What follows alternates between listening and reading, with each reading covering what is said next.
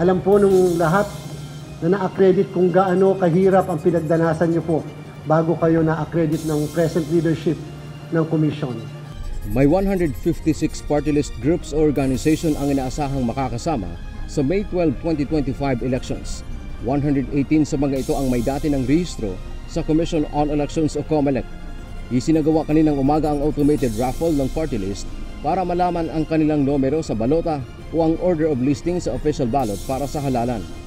Inalis na kasi ng COMELEC ang rule na alphabetical ang paglalagay ng pangalan sa balota. Nakiusap si Chairperson George Erwin Garcia kapag nanalo sila sa Kongreso na tututukan ang muling pag-aaral o pagripaso sa Republic Act 7941 o ang Party List System Act. Paliwanag ni Garcia, marami ang hindi malinaw sa batas tulad ng kwalifikasyon ng party list nominee. Kasama na yung mga nominees din, qualification ng nominees, paano kami magtatanggal ng magdi-discredit ng nominees. Lahat ng yan dapat maisama natin. Lalo na rin kung paano kinukompute yung mismong representasyon doon sa Kongreso. Gusto rin ng COMELEC na bagamat hindi pa nila saklaw ngayon ang mga ito dahil wala pang campaign period, maging responsable anya sapagkat hindi lingid sa kaalaman ng komisyon na nagkalat na ngayon ang mga naglalakihang poster ng iba't ibang grupo kahit pa sa EDSA. Sana naman po, we have to mitigate or minimize kahit paano yung ating paggamit ng ating mga kalsada, sa ating mga materials na ginagamit, maaari hindi pa natin tawagin campaign materials. Sana naman po yung paglabas sa television at radyo ay naaayon pa rin sa kung ano yung tama.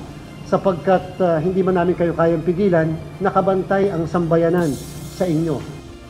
Sa darating na 2025 elections, may 63 pwesto para sa party list representation sa Kamara.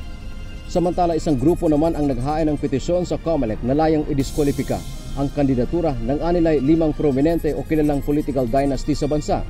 Partikular na ang COC ni na dating Pangulong Rodrigo Duterte, Senator Cynthia Villar, House Speaker Martin Romualdez, Governor Mateo Marcos Manotoc ng Ilocos Norte na anak ni Senator Amy Marcos at Catanduanes Vice Governor Peter Cua.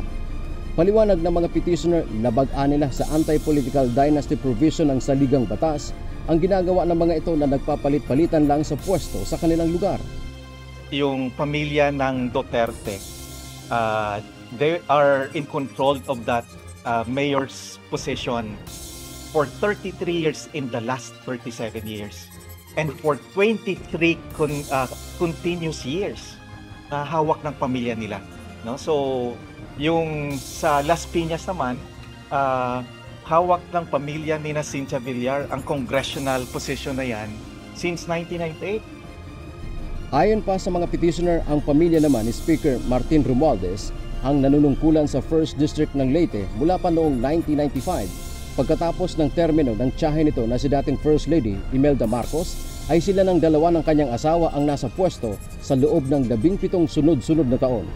Gayon din anya sa ibang mga respondent kung saan kapag nawala ang isa sa pwesto ay nakaupo naman halimbawa ang anak at muling babalik kapag natapos na ang termino. Tiwala ang mga petitioner na hindi naman daw suntok sa buwan ang kanilang petisyon. Malinaw anya sa konstitusyon na bawal na ang papalit ay ina, asawa, anak o kapatid. Halos lahat po sila ng yung framers po ng Constitution na nag-sponsor po ng provision, pinagbabawal nila na ipasa. No? Pag graduate na yung congressman, governor at mayor, bawal na ipasa sa members ng immediate family. There are precedents in relation to that wherein the Supreme Court ruled na kahit walang batas, no, but basing on the Constitution, they supported those laws even in the absence of enabling laws. Dagdag pa ng mga petitioner, ito ang unang petisyon na naihain sa COMELEC na kumukwestiyon sa ganitong kalakaran sa politika. Dante Amento, UNTV, News and Rescue. Diyos ang aming sandigan, serbisyo publiko ang aming pinahahalagahan.